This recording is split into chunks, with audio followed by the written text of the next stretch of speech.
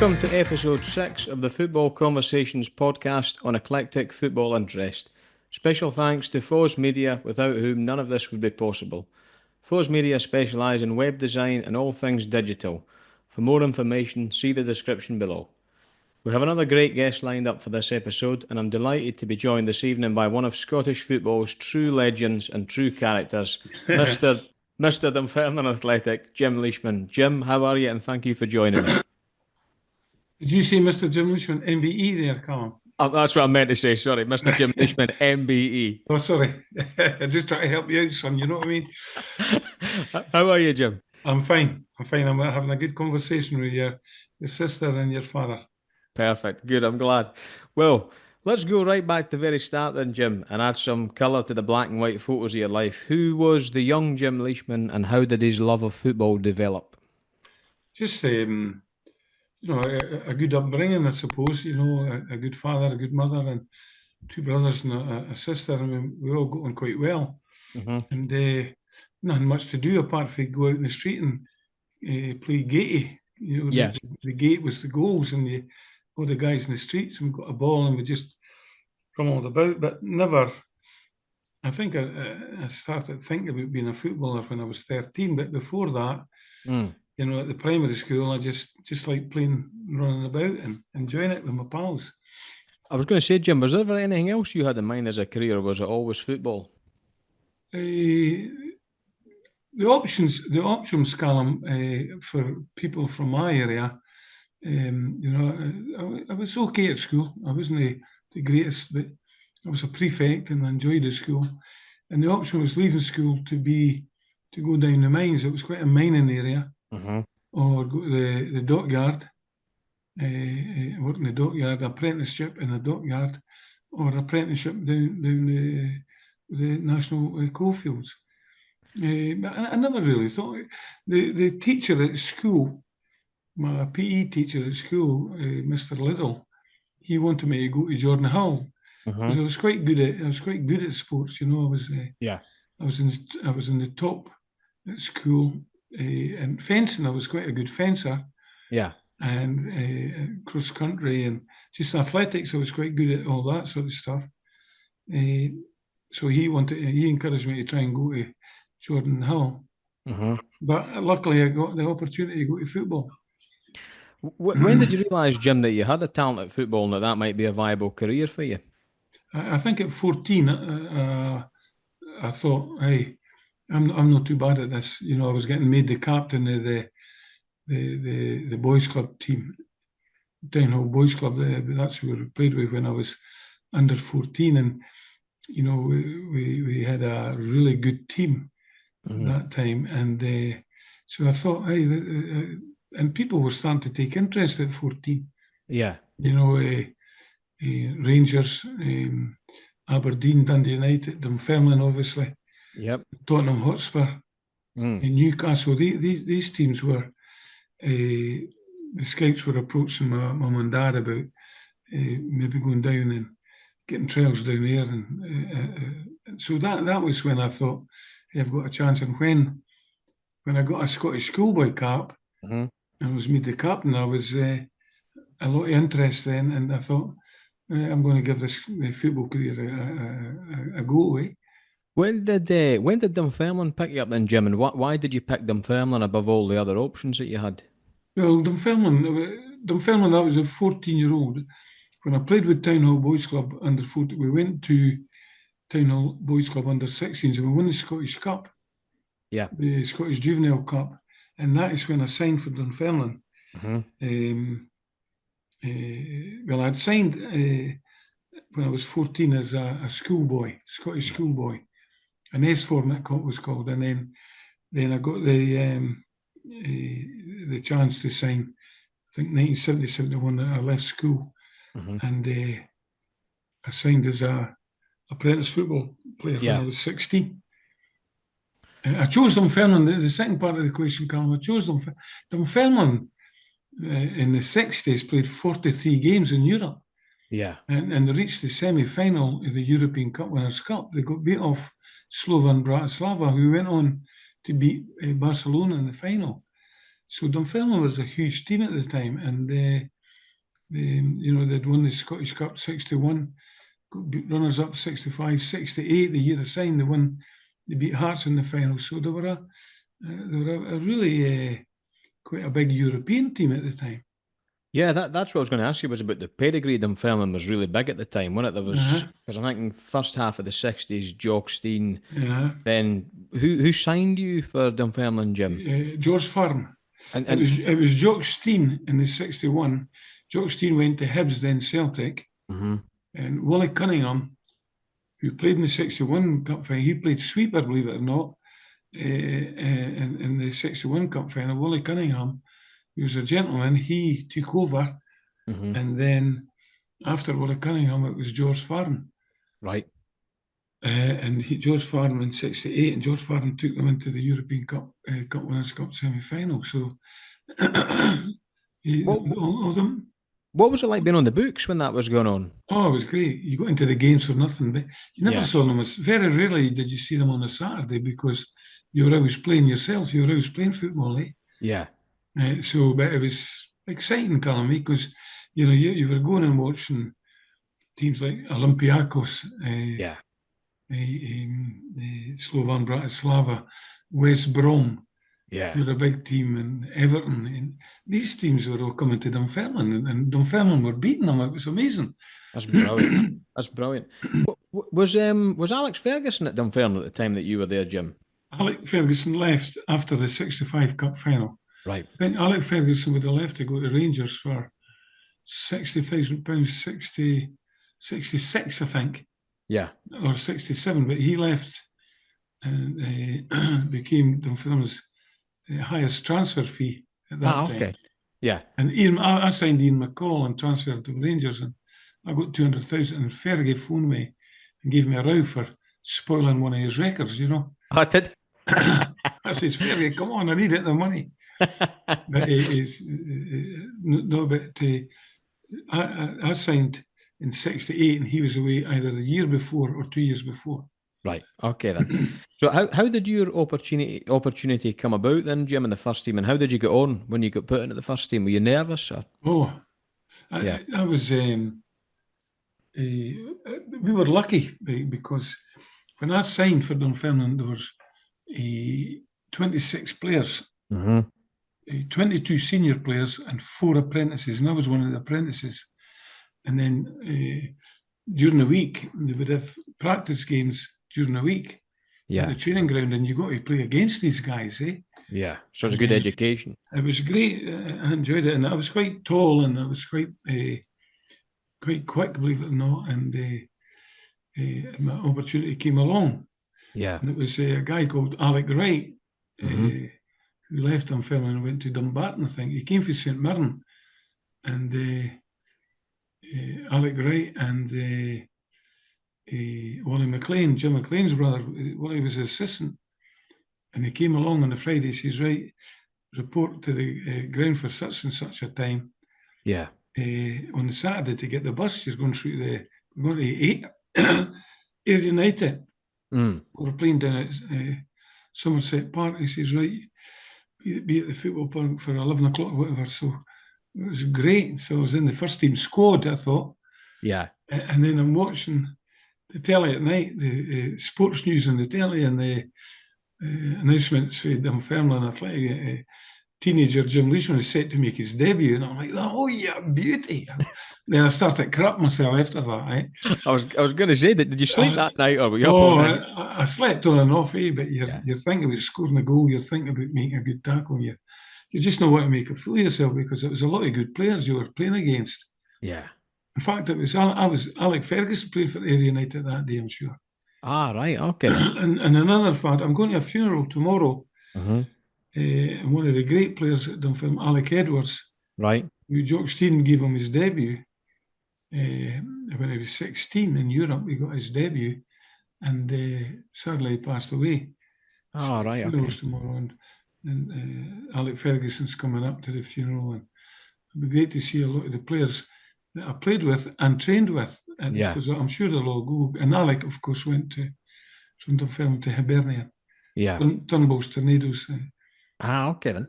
So how once you made that debut then, Jim, against Ayr, how did you get on in the team? It's funny, we played a system called, it was a WM system, and that was, the M is when you were attacking, and Alec Edwards was the winger, he was on the right, and when we lost possession, W was attacking, Yeah. and then when you lost possession, you went to an M, a defensive system. So it was switch round. Aye. But we Alec Edwards, he was a winger, he didn't come back, so I had to go shuttle across and shuttle up and down him. I'm not telling you what I was wanting to call him, but he was a senior, so it was exciting. It was exciting. Yeah. And Jockstein did the same at Parkhead. He introduced youngsters for 2 or 3 games. Yeah. Then you went out for maybe a month or so, and then you got introduced back in. Yeah. So you were learning all the time. And it wasn't until the next year that I started playing on a regular basis. How did you find it when you started playing? Did you get more confident the more games you played? Aye. Yeah. Aye, definitely. At the start you would get the ball and try and pass it quickly. Yeah. To not get caught in possession. But the second season, you got the ball, because I started off in midfield. Right. So you got the ball and you were trying to find a player and you were trying to make the proper pass. Mm. But you grew in confidence once you had a couple of games. Because you remember, in the time I'm playing, you're playing against some of the best players in Europe. Yeah. Rangers, European Cup winners. Yeah. European Cup winners, got in Celtic. You're playing against some of the Lisbon Lions. So it was. Yeah. And all the teams had good players at that time. Well, it's funny. Funny you should mention Rangers, actually, because I was going to say Dunfermline beat Rangers round about that time, and somebody scored a winning goal. I don't think it was you; it was somebody else, was it? I think he looked like me. He definitely looked like me. Eh? That was amazing, Callum. I bet it was. My wages were £12 a week. Yep. And £5 in the reserve team. If you played in the first team, you got 3 times maybe that, and you got £100 bonus. Yeah. And we're fighting relegation. We're trying to avoid relegation. And on the Saturday, I actually scored my first goal in the first team. I scored goals in the reserves, but in the first team I scored against Clyde, an equaliser. Yeah. Diving header. And then during the week, we're playing Rangers at Ibrox, and we needed to win 2 games, the last 2 games, to stay up. And Rangers, apart from John Gregg, it was a team that 2 weeks later went to Barcelona and beat Moscow Dynamo in the final. Yeah, so it was a great side. Oh, Colin Steen, Derek Johnson, Wally Henderson, Sandy Jardine, John Gregg wasn't playing, Colin Jackson, Peter McCloy, Davy Smith. So they were all playing. So anyway, in the 81st minute, I got the ball. I beat 2 players inside the box and slammed the left foot and shot that raked in at the far post.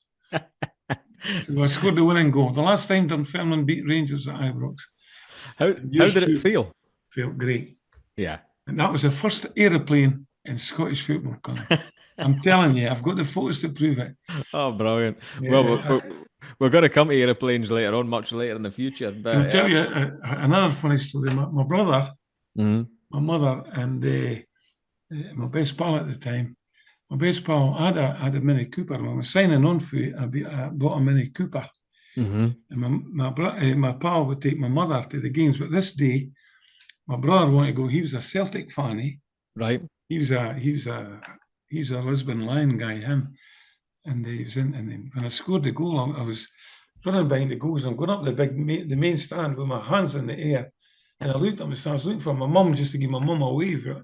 And one person in the stand, clapping, was my brother. I said, "Oh, sit down, man. Sit down. You're gonna get a doing." Yeah. So the Rangers fan. Thank God he didn't have his Celtic scarf on me. He made it out alive. Oh, he made it out alive. And the manager, George Miller, he must have had a bet on it. He wasn't supposed to be, but I'm sure he had a bet on it. And he gave me a tenner, a £10 note going up the tunnel. Yeah. A tenner. I says, that's my wages for a week. I got a £10. Oh, it was great, man. Well, that's actually what I was going to say as well. What was the life of a football player like in those days? I was quite disciplined, Callum, eh? I wouldn't go out after a Wednesday night. Right. Wednesday night, Thursday, early to bed. Friday, we'd train, and you would go in at 10 o'clock, and you'd be on the training park for 10:30, and did what you wanted to do. Yeah. Some players come in, 2 or 3 laps round the park, a couple of sprints and went away home. Yeah. But me, a boy called Jim Scott, Kenny Mackey, and Alec Kinnanmouth, who was a great captain, Alec sadly passed away, we would go and practice passing. We would practice passing, and we'd go to Kirkcaldy Yep. to the Alma Bowl, and we'd have 2 games of 10-pound bowling on a Friday before the game. That was my, and then I would go to the picture house. Yeah. I would go to see the pictures, and after, no matter what was on, if it was crap, I wasn't watching. I'd just go and watch the pictures. Aye. Get the bus home to Lochgelly, I'd be in my bed at 9:30. Yeah. That was Yeah. it. So actually, I was going to say next, Jim, was that you sadly suffered a serious injury when you were really young, but you'd made a big impact. Kind of, what help was there for players in those days with that sort of thing, and how realistic a prospect was you returning? Yeah.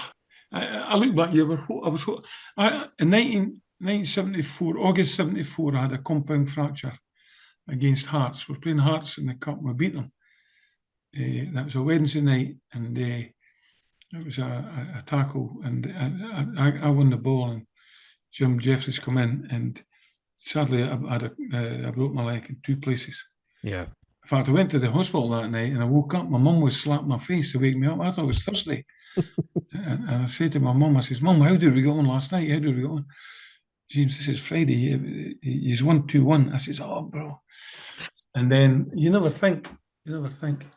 No. And sadly, I was out for 17 months, Garland. 17 months because at training, I fractured it again. Yeah. And I knew I was never going to get back to. No. When I broke my leg, Don Revy was in the stand, and the guy that signed me for Dunfermline, the chief scout, he was a real supporter of mine. He thought, and he was getting Don Revy to take me to Leeds for 50 grand. Yeah. And Liverpool were showing an interest as well. Wow. To replace Tommy Smith, the right back. Yeah. And Leeds was Paul Reaney or the right back. So I was going down to, and Gordon McQueen signed for Leeds the same year. He was for St Mirren. So that all went belly up. So it didn't happen. Yeah. I tried. I was training 3 times a day, 6 days a week to get back fit, and Was that, see, when you suffer an injury like that, Jim, is that always in your mind the next time you play football? That, No. it's not, did you just put it out of your mind? No, the problem, I couldn't turn as quick. Yeah. And I couldn't push off. My Yeah. right leg was weaker. Yeah. No, and I tried hard, really tried hard. Ralph Brand, I've got to mention Ralph Brand, ex-Rangers. Yeah. Ralph Brand spent loads and loads of time with me. Again, the players were Scotland going on their close season holidays, and I was in on the Monday. And Ralph Brand spent a lot of time trying to get me back into the game. But no. No, I've got to thank. He's no well, Ralph. But he great for me. Yeah. Never beat my head in tennis once. Did he still have it then, even when he'd retired? He still skills. He couldn't run and whatever, but yeah. My God, he was a skillful. I used to hate him.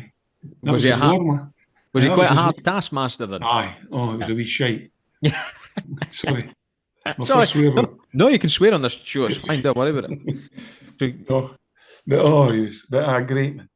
I'll tell you a story about him, right? I was training. I went from 11 stone 6 to 13 stone 5, which was laziness, and it was just, no eating and having a couple of drinks at the weekend and whatever. Yeah. And we went down to England, Wembley, to see England versus Scotland, the 5-1 game when they got beat. Stuart Kennedy was in goal. And we stopped at before I went away, Ralph says, and he wrote something in an envelope and pinned it on the notice board. He says, if you come back heavier than that, you're done for it. You're getting a week's wages fined. I said, oh no, because I was going out and we went to the club, nightclub in Blackpool on the Thursday, and we're down at staying in Brixton on the Friday, and I was at a club on the Friday, Saturday with friends from London. So I'm saying, I'm going to get crucified. So when we come back, right, come back on the Sunday, I phoned Ralph. I says, Ralph, I'm not going to get into about 3 o'clock in the morning.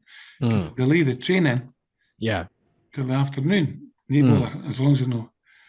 So I went. So on the Monday morning, I went to Carnegie Leisure Centre. Yeah. And I put my tracksuit on.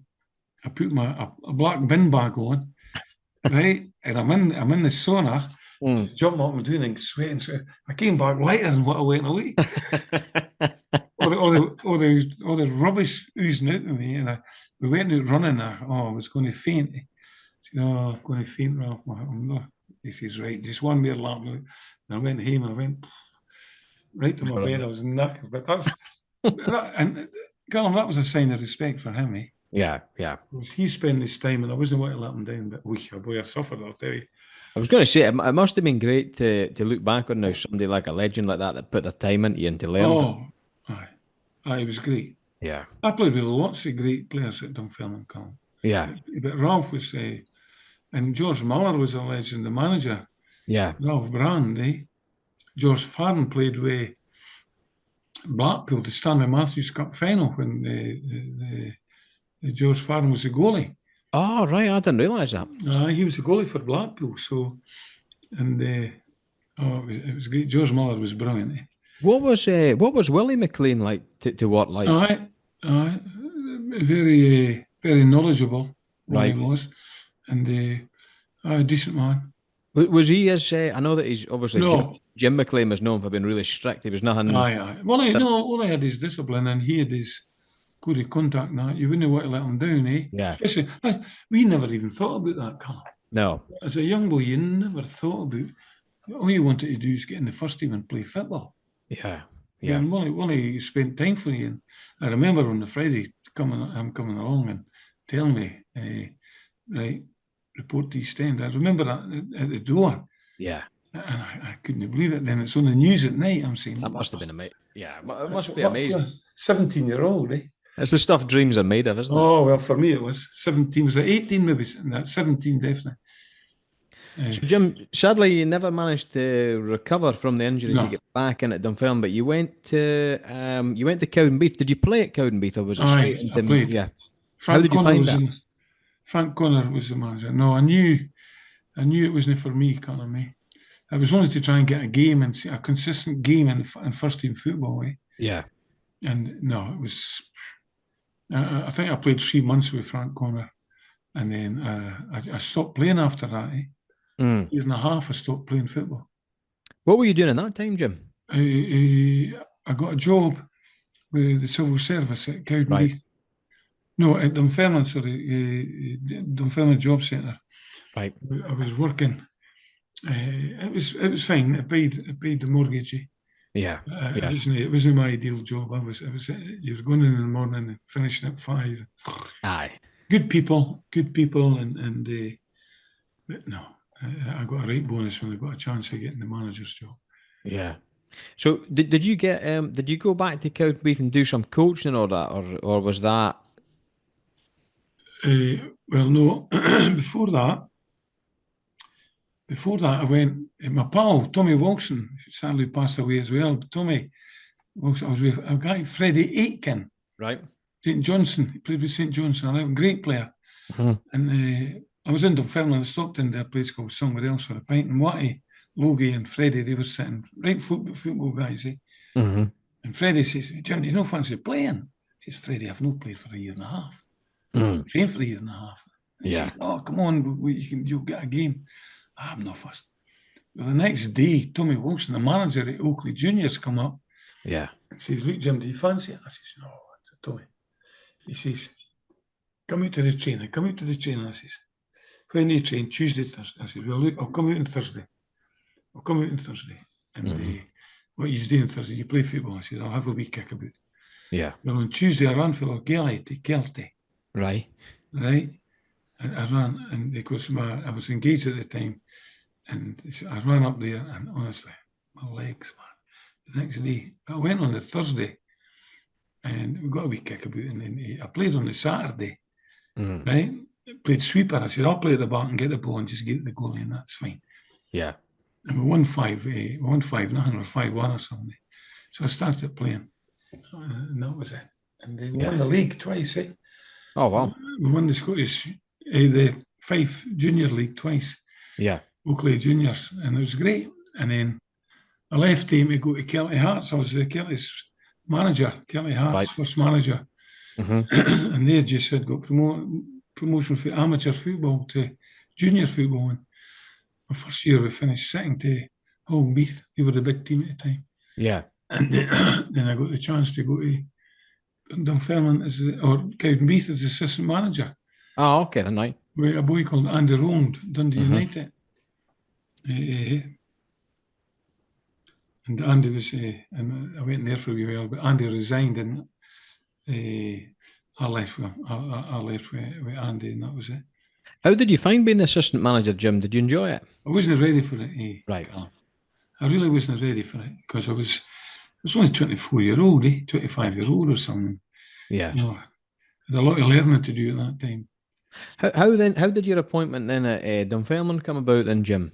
Well, I was going to go back to Kelty, just as a sort of, a mentor, but somebody, Billy Gillis, a guy called Billy Gillis took over, and he was doing a great job. And anyway, I signed him before I left, so I wasn't going to take his job off him. But and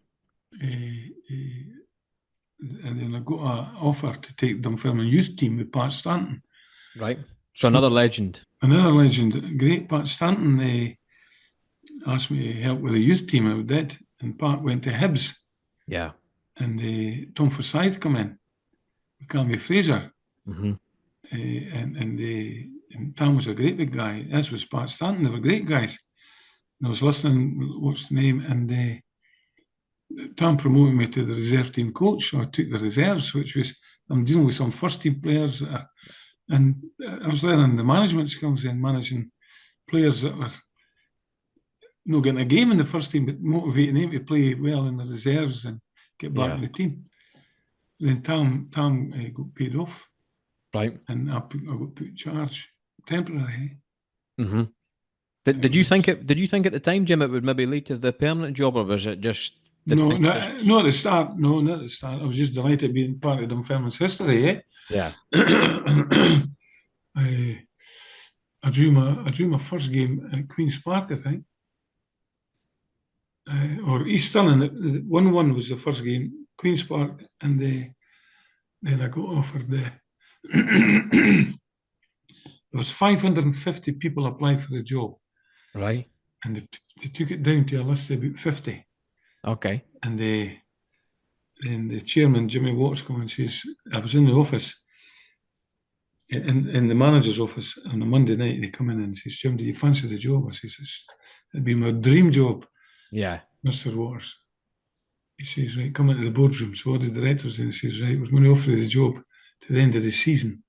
Mm. And there were 34th out of 38 teams. Yeah. When I took over. 34th, and I says, oh, comes. I was only 29-year-old, Mm. And I says, great, thank you very much. £50 a week, 6 litres of petrol. And that was my part-time. The money wasn't important. No. Anyway, and then I got the job. What's it like being a football manager, Jim? Is there a lot of pressure involved in that? Or? Some people say it's a pressurised job. No, see, when you get a job that you really want to do, Callum, how can you be pressurised? Yeah. And I took it, and I said to myself, well, we're 34th. What can I do? Go to 35th, 36th? And nobody was scared. My first game in charge at Dunfermline was 674 people, Right. 40 comps, 40 complimentaries. Wow. 630 odd people. So they'd fallen a long way. Oh, huge. Yeah. And so, but I won my first game against Queen of the South. Yeah. And I think we moved up 2 places at the end of the season. Then 26 players I had, or 25 players. I got rid of 11 of them. I started bringing my own team in. I was going to say, when did it all start to turn? When did everything start to click? When my first full season, it started to click. I knew I had a chance with... I knew I was getting on the right path. We went to Ibrox, and we were beating Rangers 1-0. Wow. With 9 minutes to go. Mm-hmm. That would have been a bigger achievement than Berwick Rangers. Yeah. down at Berwick. In the cup, yeah. In the cup, because we were at Ibrox, 9 minutes to go. Oh, and we just ran out of steam. Yeah. Who scored? Alistair McCoy scored and Colin McAdam, sorry. Yeah. Colin McAdam scored, and we beat 2-1. But the club got a bit of money. They got a bit of money for that. Aye, yeah. See, like, much later on, we'll come to Jim, but like, I remember when you were manager, 20-something year ago, you were well known for your methods. They were quite unorthodox, right? What kind of methods were you using in your first spell, and how did you come upon all these things? I just told the truth. Yeah. Colin, what an extraordinary method. They tell the truth. I would watch the television on a Friday or Thursday or during the week, and I'd see documentaries, Yeah. Or I see stories on the telly. And I think the first big one was we were playing, and we got Rangers in the cup at Dunfermline. And my method was, right, lads, I called some of the senior boys together. I says, look, guys, I can't pay you like Rangers, like the soonest revolution. They're getting thousands. I can only, and I come up with this. I can't pay you like these players, but I can treat you like them, Colin. So I went up to see a boy called Russ Furlong at the Old Course Hotel, St Andrews. Went to see him. I sat him down, and I had a budget, right? And I says, Russ, I'm up to speak to you. I want to bring Dunfermline here to the Old Course to prepare for the Rangers game. And there's my budget. And he said to me, right, Jim, come up on the Friday night. I says, there'll be 30 of us. Come up the Saturday night. Sorry, Friday night before the game. Come up. And you'll get dinner. You'll get your pre-match meal on the Saturday. And great. I says, no. I want to come up on the Wednesday. Now look, he says, Jim, this is the Old Course Hotel. I'm doing a deal. With the budget you're giving me, I'm giving you a deal already. You want to come on Wednesday? I said, well, listen to me, Ross. Listen to me carefully. We're playing Rangers. We'll be on the telly. Saints and Greavesy. Millions of people watch Saints and Greavesy. The Daily Record, the Sun, the Daily Mail, the Express, Grampian TV, BBC TV, STV, Saints and Greavesy, they're all going to be coming, and I'm going to promise you that we're not going to go off the campus at St Andrews Old Course. Everything will be done at the hotel. Yeah. How much are you going to give me to come? That's clever, Callum, eh? That is it. That's psychology. That's great. Now, I'm taking the players up there to prepare. Yeah. Our preparation, Wednesday, we were golfing in the morning, right? And we played the Dukes course. We played the golf in the morning. Right. Scotland were playing Malta in one of these charity cup things, a friendly thing. So we watched that. We were having a couple of beers. The players went up into St Andrews on the Wednesday night. I got a phone call, either from Bobby Smith or Stuart Bailey, and they says, Gaffer, can you get us a look in for an hour? We're all enjoying ourselves. I says, oh, Christ, we're playing Rangers on the Saturday. I says, is the manager there? He says, I go and put him on. So I knew the manager. I says, look, I'm guaranteed that there'll not be any nonsense. Is it causing any problem? No. Give them an hour, just look them in, give them a couple of beers and that. They bother. So they got an extra hour. They come back and they were sitting in. I stupidly said I had a tab, the night porter, so they were all getting a couple of drinks. Christ, I was going to kill them when I found out how much it cost me. And then that was a Wednesday. Thursday we were doing the training at the St Andrews University. That was a Thursday, Friday. We got ready, got the team all fixed.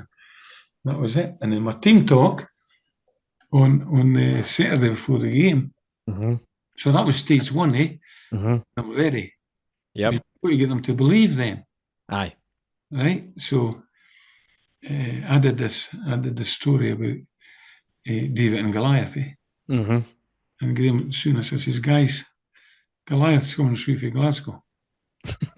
Right? And he thinks we're David. He doesn't care one wee bit about us. He's going to come through. He thinks he's going to give us a doing. And that's it. Yeah. I'm going to tell you a story about this wee boy called David, who wasn't afraid of nothing. Yeah. Instead of taking a step back, being scared, he took a step for it. Yeah. And he fired the first shot. Yeah. Goliath didn't care what he did, and he fell down. And that was it. He says, what's happening here? Somebody's hitting me. That's what I want you to do. Take your steps for it all together. Take your steps for it, and they'll not be ready for that. And we went and attacked them. I think that's close on being genius. Yeah. And it worked, didn't it? You beat them, didn't you? We beat them 2-0. Oh wow! How did that feel? And they've gone through all that preparation. Oh, it was tremendous, man. Yeah. Yeah. Tremendous. That's Yeah. some good players at the time. Aye. The groovy John Holt was amazing. Mm-hmm. John Holt, it was great. Big John Watson, the first goal, Mark Smith. Yeah. Great, man. And then we played Celtic the next year, Mm-hmm. and I come up with a team talk for Martin Luther King. Did you? Martin Luther King. I says, guys, Celtic are coming through here. They're coming through for Parkhead. Yeah. Now, I was watching this documentary about this Martin Luther King was talking to his kids. Mm-hmm. And he said to his children, don't you judge a person by the colour of his skin, Mm-hmm. whether it's black, yellow, brown, or white. Mm-hmm. It's what's underneath the skin is the real person. Mm-hmm. So I say to my players before the game, I says, Celtic comes through here. They're in that dressing room, they put their green strip on. And as soon as that green strip goes on, they think they're better than you. Yeah. See, when we're going down these steps today, you look at your opponent and take that green strip off. Is he bigger than you? Is he better than you? Is he faster? Can they head the ball harder? Can they kick it harder? No. So you take that green strip off and stick your chest out and say to that boy across for you, you're going to get a doing. Yeah. You're getting a doing. Oh, bro. We beat them 2-1. Well, there you go. It works, doesn't it? Well, sometimes it works, eh? Yeah. But you've got to give them the belief. Oh, and that's aye, what yeah. I was good. That's what I was good at, Callum. I told them the truth about this is life, eh? And if you believe the truth that you've got a chance and you go and take your opportunity, you never know. Aye. And about good teams, eh? People that would believe. They couldn't wait. It was like nursery school. We were getting telling all these stories, eh? Yeah, they couldn't wait. I bet they loved it. Gaffer, can you put the kick-off back a bit? Because it's a good story. Oh, brilliant. So, good players. What was your main achievements for your first spell in, Jim? There was a couple of few promotions in there, weren't there? Well, I got one promotion, 72, 73 as a player. Mm-hmm. And then I took over at Dunfermline. And my first full season, I finished third. Right. So we missed out in the last day. Then the next year, we won the second. There were only 3 leagues. So we won the second division championship the next year. Mm-hmm. In the following year, we got promotion again to the Premier League. Yeah. So that was, by the time I was 35 or something, I'd won 4 promotions or something like that for Dunfermline, 35, 36 year old. Yeah. So we got relegated, and then we went back up again. And then we won the first division again, and the next time we were better prepared, and we stayed up. Yeah. And boys like George Boyle and Istvan Kozma and John Holt, people that could play in the Premier League this time. Yeah. Yeah. Great. Why did it all end, Jim? It was a fallout, eh? Right. The fallout. No real fallout with me. They wanted. Well, basically, they didn't think I was good enough for the job, eh? Right. And one new directors came in, mm-hmm. and they had their own plan. And my assistant manager, Ian Monroe, who said he didn't want to be the manager, which was a lot of rubbish, ended up. He come in. And anyway, yeah. If I was the one, that wasn't staying, eh? But when you made that clear. When you went, Jim, there was a lot of uproar in the town, wasn't there? Over 4,000 people walked for the Glen Gates right up the high street. Yeah. Wow. No gym, no fans. Is that what they were saying? The pipe. Stuart Adamson, Big Country. He was there. He was in the front with his son Callum. Wow. A lot of people went up pushing the prams and all them. Did you address the crowds? Or? No. The chief inspector of the police phoned me and says, Jim, if you come near the high street, we're going to arrest you because it will just be a riot. I spoke to him on the Sunday doing the Glen. Yeah. I had another gathering doing the Glen on the Sunday, and I went to speak. I told them not to boycott the games because it's their team. Yeah. I'll move on. And but it wasn't it didn't happen in a nice way, Carl. It could have been handled a lot better. After that, Jim, you had spells, I think I'm right in saying Inverness, Montrose, and Rosyth. What else? What else were you up to at this time, and how did you end up at Meadowbank? How did all that come about? Well,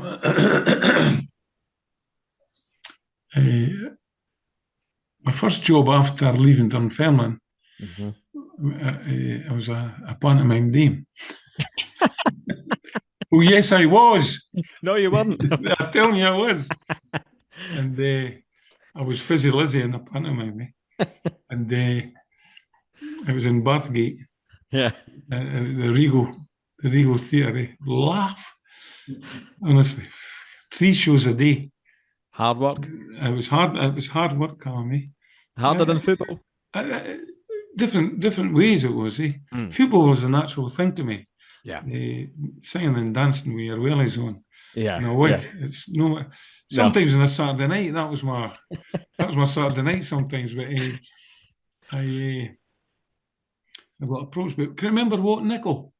I don't know. The man. I don't. I'm afraid he was a hypnotist, and he's the guy that revised. Right.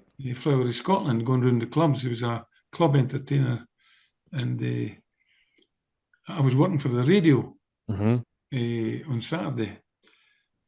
Go to the games and come up and asked me, "Look, Jim, do you fancy doing a pantomime?" I said, "Yeah, get me on, get me on." So I went. And I said, "Right." So I went for and I did it. It was funny. It was funny. It's a shame because I was getting £1,000 a week. Wow. And some of the young actors, the young ones that were going to go to theatre school and all that, they were getting 150, and they had far more talent, But you got to pay for star quality though, Jim. I thought that. I said, well, hey, come on, they're coming to see you, son. No, I wasn't big. I did it, and then 3 shows a day. And for some reason, Callum, I was Fizzy Lizzie, the pantomime. What Nickel was my husband. And I had 2 sons, and then for some reason, the agent and the organisers were a show short. Right. For some reason, it worked out. No, your fault. And they come up with this great idea. We'll do an adult show to fill in. Oh, yeah, boy. At the Regal, we did the Bairns show in the nurseries. The afternoon show, the evening show at 7:15, finished about 10 o'clock. So we were on again at 11. Now I got an hour's rehearsal for this, and my instructions were, Jim, when somebody gives you the line that you usually would take over for, you do the same. Yeah. Go and do some of your gags and do some of your stuff, and then get back on the track of the pantomime and give them their line. Well, laugh. I had a penny in that, and I had a half bottle of vodka and Coke in my penny. And between the last show and the adult show, we were in the pub with my wig on and my dress and all. 3 pints of lager, and I was knackered. And all the cast were the same, and I had a half bottle of vodka and Coke in my penny, and I was drinking it, and the nearer I went, I was getting pissed, man. And they started the show in front of the curtains. The music come on, and there was this Anne Summers girl, a wee tubby lassie, a woman, and she had her tutu on and the stockings and all, and she's tap dancing in front of the stage, and then she would go to one side and bring an actor on, then tap dance. The 2 of them would tap dance across the other side, and they would come on. Well, she was going away with. Well, her boobs fell out, right? And all the audience were cheering like, they thought that was part of the show. She did the cane in and about it. She still went there. And while I was going up and doing it, I'm saying, oh, no, I've got to come on after this. And the audience are all clapping. And this, but we got through it.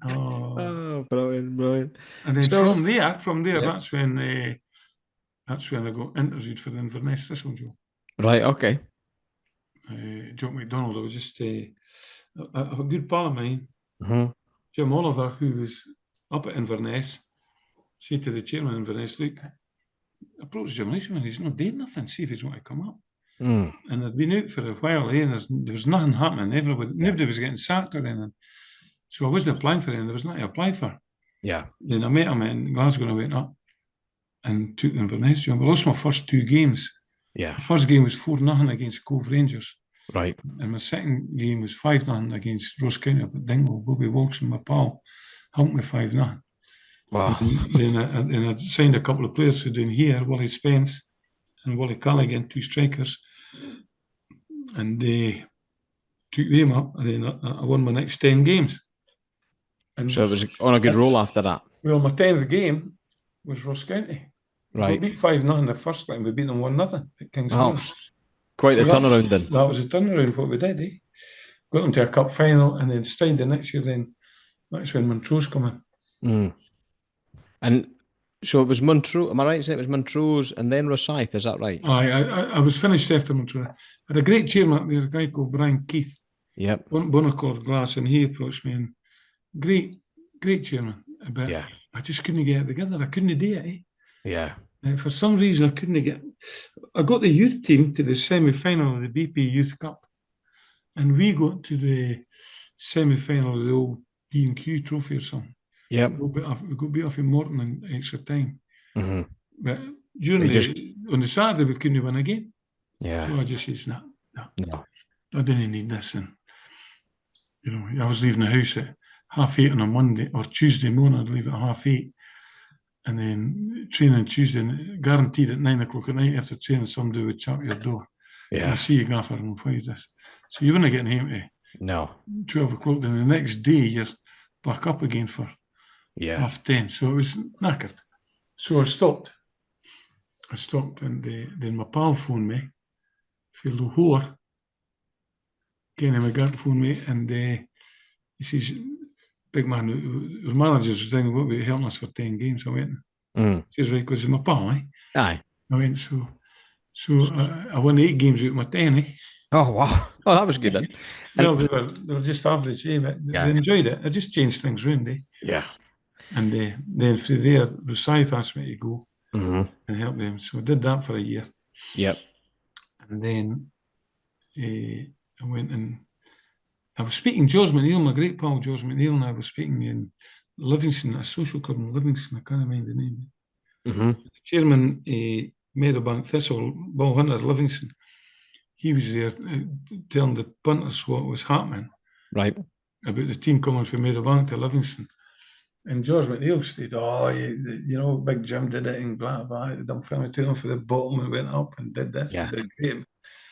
Inverness, and so I got a phone call. Look, come and see me tomorrow. Yeah. So I got the job. And you done it all again.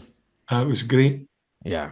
Great. Meadowbank was first year at Meadowbank. There was only 6 games, I think, at Meadowbank. Then we went to Livingston. As Livingston Football Club. Yeah. In October, and we struggled at the Livingston to get wins, eh? But we got our act together, and we won the 3rd division the first year. Yep. Then a year in the 2nd division. Then we won the 2nd division. Then a year in the 1st division. Then we won the 1st division after a year. And then the Premier League was at Premier League. Yeah, I remember the Premier League year. Well, the first year up. Well, that was some team, and it was some achievement to come 3rd in the league. It was easy, man. Yeah. What was it like managing those players? Because they were great. I built a good team there. David Fernandez. Oh yeah. Airdrie. Yep. Javier Brotto. Airdrie, the goalkeeper. I went up to see Brotto up at Tannadice against Dundee United. It was a goalie and doing well. And this wee boy kept potting up, eh? Yeah. He was shooting a goalie twice. Yep. And he didn't score. But I says, Christ, how did he get into that position? It was great. Yeah. What a talent has he got. Then he got sent off. Right. Punched a boy in the face. Got sent off, and I said, I'm going to go for this boy. So that was on the Tuesday, and I signed him on the Friday. Both of them. That was Fernandez and Broto. Broto, 2 of them. Yeah. And that was a great team. Like, I was looking, for my research, I was looking through it. So you got beaten Aberdeen 6-1 in the Cup at Pittodrie. Great. And that was amazing, that. And Aye. another thing that stuck out to me was, I'm sure I told you before, but I remember when I was young and I played for a team, and we got somebody must have known somebody at Livingston. We got to go up for a game. It was Livy against Aberdeen at Almond Vale, and I'm sure it was 0-0. But I looked up the crowd before we done this. It was nearly 9,000 at the Aye. game for Livingston Aberdeen. That's amazing. We were averaging 8,500 people. That was our average for that year. Obviously, Rangers, Celtic, Hibs, and Hearts. We were filling the stadium. Yeah. Aberdeen always had a good support. It was a central location. But see that 6-1 game? Yeah. Brilliant. I remember going up to Aberdeen. Aye. Right, and we're going in. Mm-hmm. After our pre-match meal, we're going in. And a boy called Brian McPhee played with Queen's Park and Livingston. I signed him for Queen's Park. And he had a Gatel blaster. Right? Right. And it was full of and he's doing the old Rasta stuff, eh? And in the dressing room, and all the boys, before I did my talk, knocking the door, Abe Scove down. Open the door. This is football, not dancing. Put the music down. We want to talk football. So I shut the door and we put the music up again, eh? It was fucking shove off. And we're 4-0 up after 20 minutes, eh? And I looked at Ed. Ed, I think you should practice the dancing, I says. Oh, he was the chuffed, eh? But I liked his whiskey, that's for sure. I always gave him a bottle of whiskey when I come to do the Almond Vale. He loved his whiskey. Perfect. But he wasn't happy that night. No. I don't think we got beat.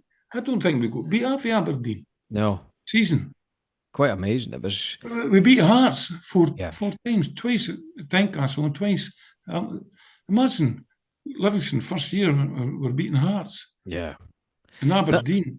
That was a strong league at the time. Celtic and Rangers were spending big money. Well, that's it. We couldn't match that, but we're third top. Yeah. And that was target setting. How we did that, target setting's easy, Colin, mate. Mm-hmm. To set a target's easy. Yeah. Target achievement's the secret. How did you do that? Aye. If I say to you, right, the first year in the Premier League, the first time Livingston never been near it, we're in the Premier League. What's your target?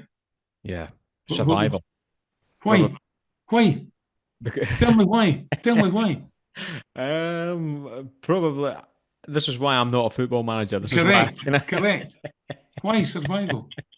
Think about what you just achieved. I know. You're right, because you got a winning mentality. But we're winning. Mm-hmm. We're winning. What do you want to survive for? I know. Let's go and enjoy the blend. So I set our target for 8th. Right.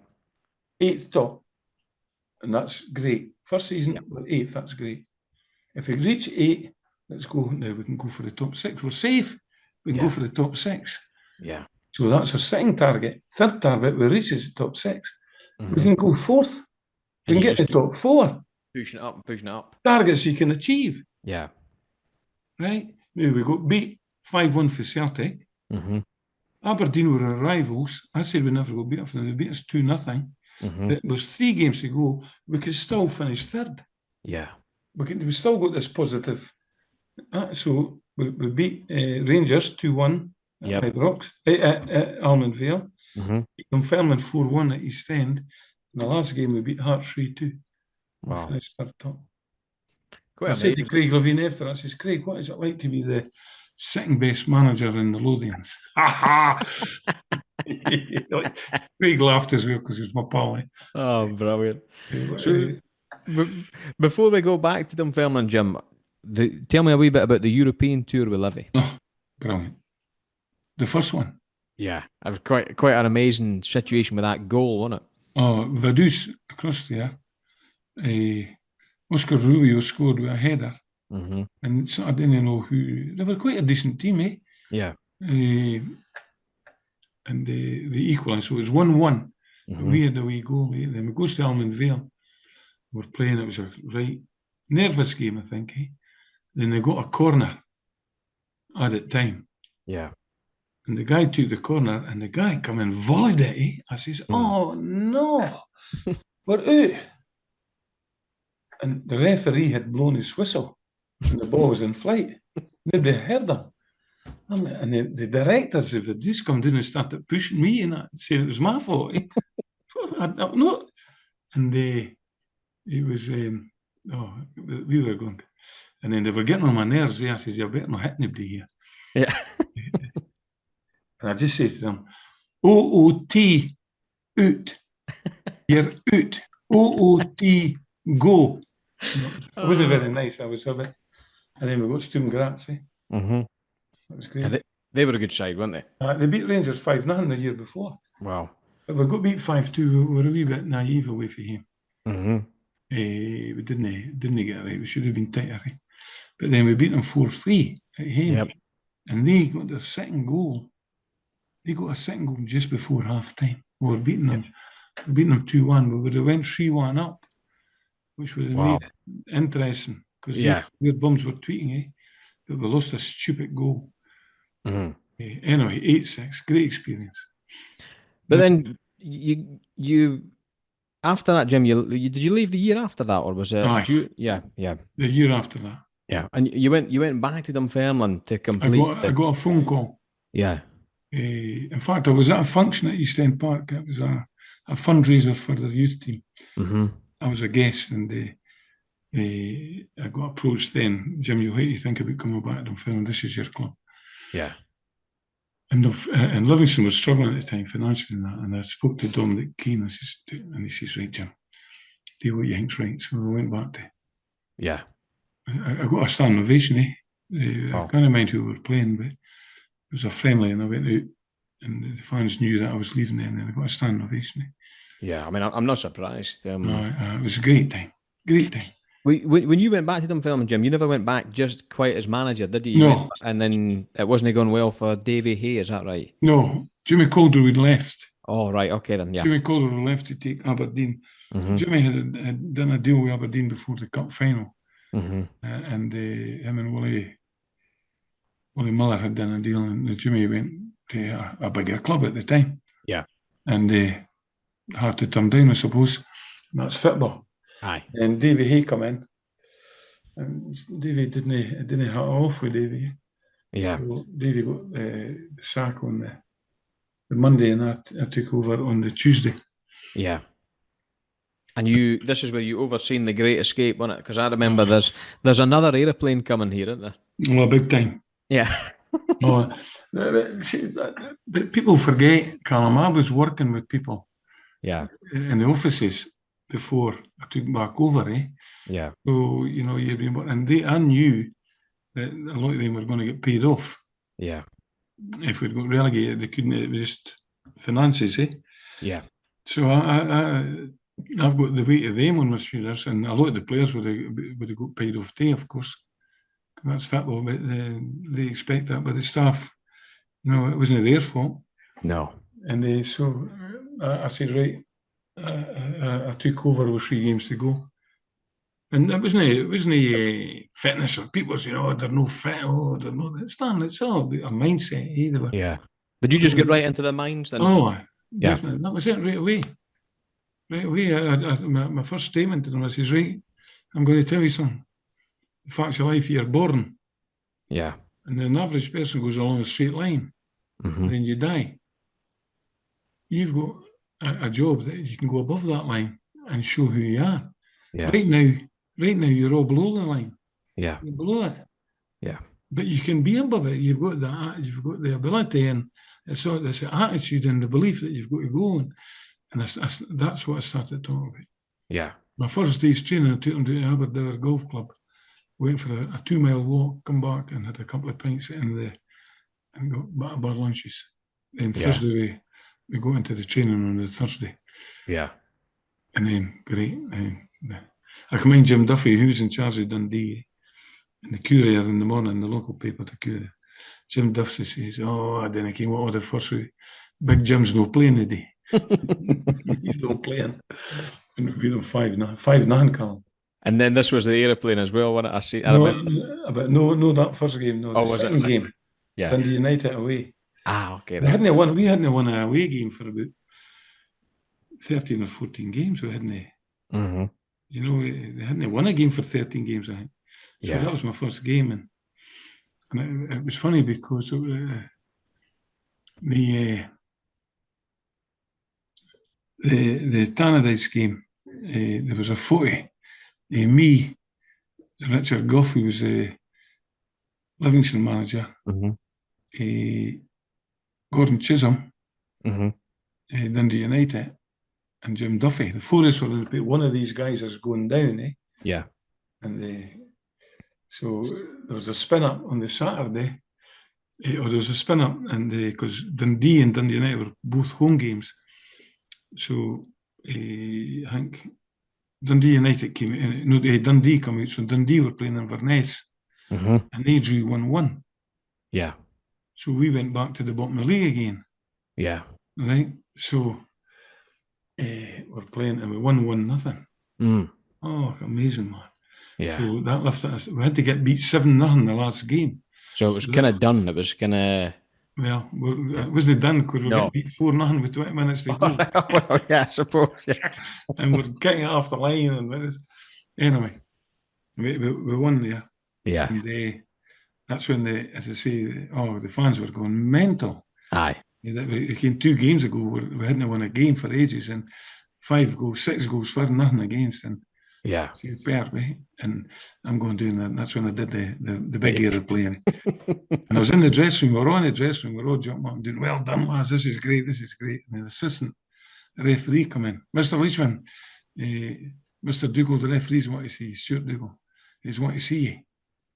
What's it about? He says, "No, you have to go along to his office." So right as it went along, and the adrenaline's just running out my nose, my ears, and everything. And it goes along, and I goes into Stuart Dougal's office, and they shoot my hand. He says, "Jim, I had you against Livingston 3 games ago when you go beat 2-0. What a transformation! Well done. Thanks, Stuart." I turned to go. He says, "Jim, I've got to report you to the SFA." I says, "What?" The match official, after report you to this, he's sent a report about you. I says, "What's that?" "Over exuberant celebrations." I says, "Sure, I just went and did my airplane." He says, "But that annoyed a lot of the Dundee United fans, and they've complained to him." Over exuberance. He says, "Aye." So, "Have you anything to say in your report?" I says, "Aye. Tell the match official to fuck off," I says. I don't know if he told him that I would have got arrested. Oh, well. That's what I said to him. I couldn't give a shit. Yeah. Callum, I've just said, I've saved 13 jobs. Yeah, I know. You know, for my staff, my pals, saved their jobs, man. What do you want me to do? I know, it's miserable, isn't it? It's totally miserable. Come on. But next season, Jim, you get before you leave Dunfermline, there's a cup final against Celtic, a strong Celtic team, which is unfortunately lost. Oh, no. But I knew we weren't going to win. Yeah. And I was one of these guys that always said, we went up to St Andrews again, a different place, the Fairmount, for the training. The game was on a Sunday, and unfortunately for me and a lot of people, Jimmy Johnson died on the Tuesday. Yes. And they called it the Jimmy Johnson Cup final. Mm-hmm. So you couldn't get a ticket. Aye. The Celtic fans wanted to honour the great Jimmy Johnson, Mm-hmm. And I was every phone call was, "Jim, is it okay if we all put number 7 on the shorts?" I wasn't going to turn down Celtic Football Club. Yeah. Jimmy Johnson, no chance. But I was wanting to concentrate on my team. Noel Hunt, a striker, played with Mark Burchell. They two of them were great. Playing trampolines in the hotel. Trampolines. And they fell. And a disc came out his back. Oh, God. Great preparation then for him. Oh, well, that's it. Out the cup final. Darren Young, the Young brothers, broke his stay. Oh, no. He scored the goal in the semi-final to put us through. Yeah. So two of my best players are out. Oh, no. So that's a tall order then. Yeah. Freddie Daquin, football in France, and Andy Campbell didn't do well at all. So no. You can't do it. You can't do it against Roy Keane. Yeah, it's hard. But what was the big boy up front? Venegoor, and they had Dion Dublin scored, didn't he? Dion Dublin, aye. Yeah. They boys are playing against. My boys were getting 175 quid a week in a Scottish League Cup final. I know, it's a great achievement, though. Yeah. It's a great achievement, Callum. I'm not going to take nothing away from the boys. It was great, but it was when you go down the tunnel and you see a full stadium, you say to yourself, "How the hell?" Yeah, I mean, a great finish to my time. Eh? Then after that, my wife took it after that. Yeah, that was why you stepped away, wasn't it? Yeah. Because I kept them up. Mm-hmm. I kept them up again, and I got them to the cup final, so that made some money. They were struggling for money, and then I just says, "No, I'll have to go and look after Harry." Yeah, and after that, when you're looking after your wife and you're out of football management at the time, there's quite a few things. There's MBE. There's Yay! so, so you don't call them there. So go for it then. Let's finish up with the MBE. Yeah, up the Provost. You've got the Provost to go. Oh, the Provost. Yeah, I forgot about the Provost as well. Yeah, so the MBE and the Provost. Yeah, I forgot about that. Yeah.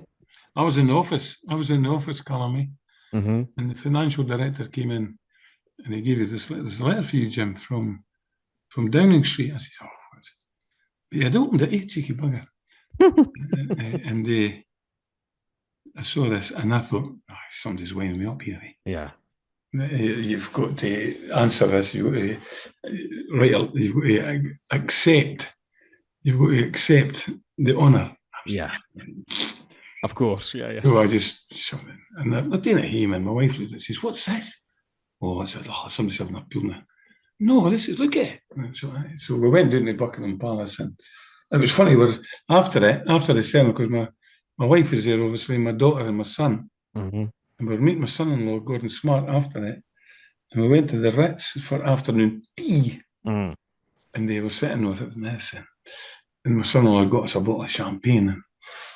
And I think the son paid for it because he was getting an exclusive interview with his father-in-law. Aye. But and they made the day come up and my son was sitting there. And he made the day, "Would you like another champagne, sir?" My dad's son says, "Oh, that'd be great." So he goes away and brings a bottle of champagne at 350 quid. I looked at my son. "You got money to pay?" "Dad, I didn't think it was a bottle. I didn't think it was a bottle. You hate to pay for that." She said, "I've not got the money, man. Give me it back, take it back." I said, "Right." So we went to Rules or something after it. With a great day. Yeah. Down there. And then after that, my wife took on. Yeah. And then I just stopped. And to look after her, as you would do, you would everywhere. What family comes first, doesn't it? Always. And you get the last thing, Jim. You become the Provost of the Kingdom of Fife. Well done, son. You're learning, Callum. Well done. You've got a row there. I know. I've done my homework. No, I'm into my 13th year. Wow. The longest serving Provost in Scotland. Mm-hmm. Wow. I'm hoping to do another 2 years, but politics, you never know what's going to happen. No. I've enjoyed it, Callum. Great honour. Well, you must be doing a good job, Jim, to be. Well, I didn't know, but I've enjoyed it, eh? Aye. Think about a miner's boy, eh? Exactly. All these young kids, all these youngsters out there that go and try it and give it a go, eh? Yeah. Some doors shut for me when I broke my leg, etc. But they all didn't. There's some open them. You've got to walk through, hold your head up and say, "Come on, you can do this." Yeah. And that's that was actually, Jim. That was actually going to be my last question. Was,